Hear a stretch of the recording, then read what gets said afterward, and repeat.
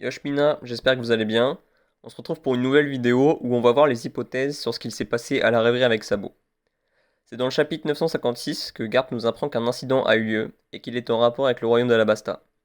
Peu après, Big News Morgan nous apprend que cet incident est en fait une tentative d'assassinat.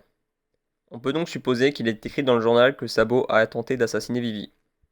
Puis, Oda nous montre une série de personnes choquées en lisant le journal, telles que les révolutionnaires, le frère de Sabo, Makino ou encore les bandits du Mont Corvo. On voit aussi Barbe Noire qui nous dit, je cite, la marine ne croit quand même pas que je vais leur laisser ça, c'est moi qui vais m'en emparer. Or, on sait que Barbe Noire avait envoyé Burgess participer au tournoi du Colisée à Dressrosa afin de récupérer le Mera Meranomi, l'ancien fruit du démon de Ace, que Sabo a mangé. On peut donc supposer ainsi que Barbe Noire parle de ce fruit car il souhaite encore le posséder. D'autre part, on sait que lorsqu'une personne décède et qu'elle possédait un fruit du démon, celui-ci réapparaît dans un autre fruit commun tel qu'une pomme. La première pensée qu'on pourrait donc avoir est que Sabo est mort et que c'est la marine qui détient son fruit du démon. Cette pensée est renforcée par le fait que les brigands du Mont Corvo ainsi que Makino ont pleuré à la lecture du journal. Mais lors du chapitre suivant, le 957, une autre hypothèse nous vient à l'esprit. En effet, lors du dialogue entre Fujitora et Akainu, le bateau sur lequel se trouve Fujitora est attaqué par un bateau qui semble avoir une tête de serpent de mer. On peut rapprocher ce bateau de celui de Dragon, le chef des révolutionnaires.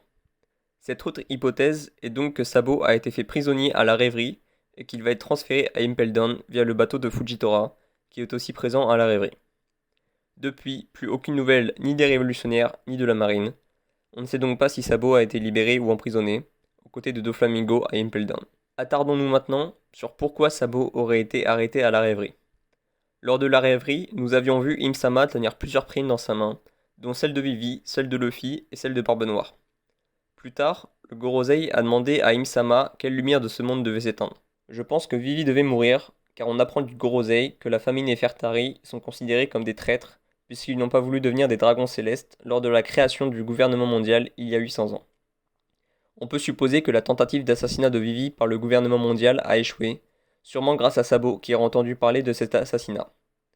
Ainsi, le gouvernement mondial a fait porter le chapeau à Sabo de cet assassinat raté pour se venger, d'où la réaction des révolutionnaires qui ne pensaient pas Sabo capable de tuer Vivi. Voilà, c'est la fin de cette vidéo théorie-explication sur Sabo. J'espère qu'elle vous a plu. N'hésitez pas à vous abonner et à mettre un pouce bleu, ça nous ferait super plaisir. Et on se dit à bientôt pour une prochaine vidéo.